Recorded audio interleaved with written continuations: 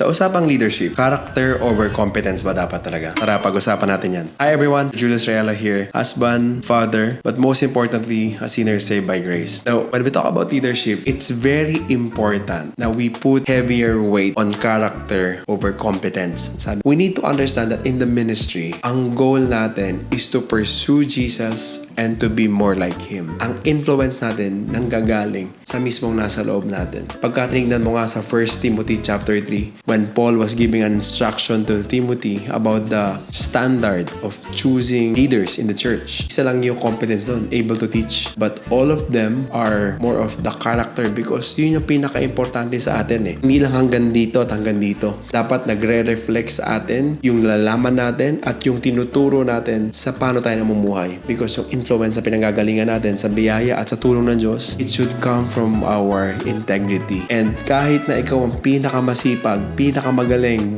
brilliant mind, pero kung masama ugali natin, I think leadership in the church is not for us as of the moment. Hindi ko naman sinasara, pero dapat lang makita natin, mas importante yung character over competence. Sabi nga sa 1 Samuel 15:22, but does the Lord delight in burnt offerings and sacrifices as much as in obeying the Lord? To obey is better than sacrifice, and to heed is better than the fat of rams. What's the point here? God wants soul to do something, but instead, He did the other thing. And sa Panginoon, ang pinakamahalaga sa atin is yung obedience, not just on doing the ministry, but yung obedience in our daily living. Kamusta ba tayo sa pagsunod natin sa Panginoon? Diba? Are we humble enough to admit our needs before Him? Do we prioritize Him? Kamusta tayo sa pagmamahal natin sa ibang tao? Kasi sa pagiging leader, hindi pa pwede maka-Diyos lang pero hindi makatao. So that is my encouragement to everybody. It's really a broad topic. If you have further questions about it, pag-usapan natin, but sana bitbitin natin to. And whenever we choose leaders in our church, dapat mas matimbang palagi yung character. Competence will definitely follow if there is the right character inside that person. God is always looking at the heart. Yun lang. Have a blessed day, everyone. See you next time. God bless.